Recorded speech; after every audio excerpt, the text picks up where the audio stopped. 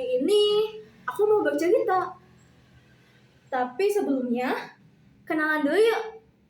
Halo, nama aku Raida Fahika Febrianti dari SMP Negeri 7 Bandung.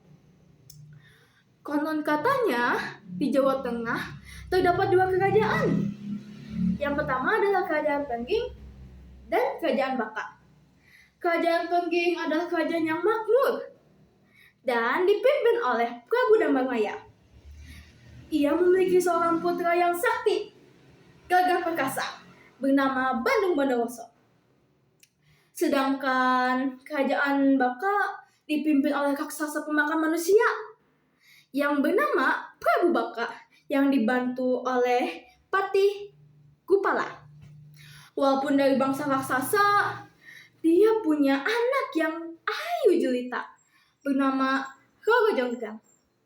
Suatu hari, Prabu Baka menyuarakan untuk perang dengan Kerajaan Pengging, membuat kematian, kelaparan, dan kerugian materi di mana-mana.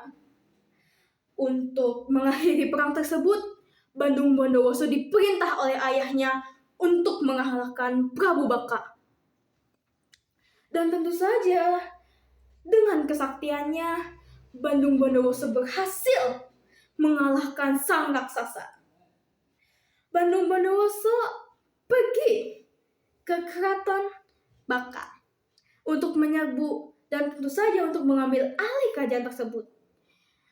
Tapi di sana, ia bertemu dengan Roro Jonggrang dan akhirnya jatuh cinta pada pandangan pertama.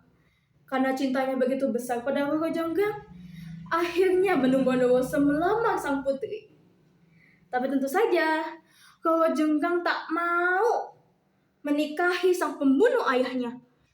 Dan akhirnya untuk mempersulit sang pangeran, Roro Jonggrang memberikan 2 syarat. Pertama, sang pangeran harus membuat sumur yang bernama Jalatunda. Dan kedua, ia harus membuat 1000 candi dalam 1 malam.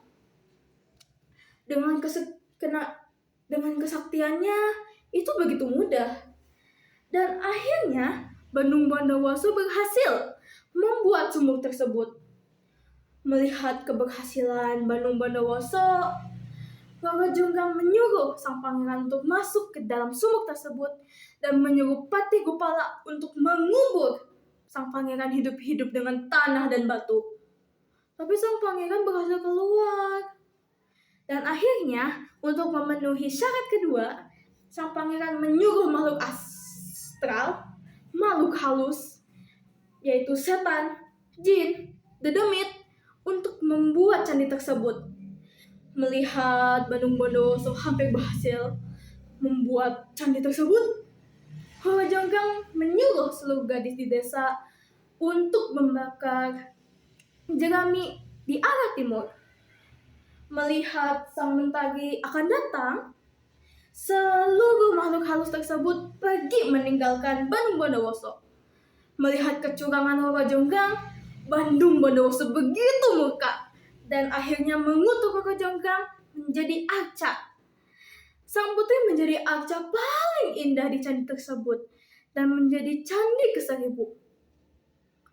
Dan begitulah candi itu menjadi Candi Sewu.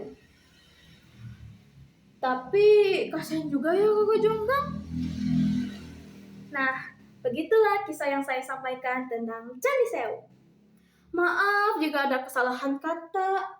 Semoga kisah ini membuat Anda tertarik dengan kisah-kisah lainnya yang ada di Nusantara.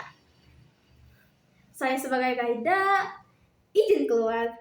Wassalamualaikum warahmatullahi wabarakatuh. Dadah!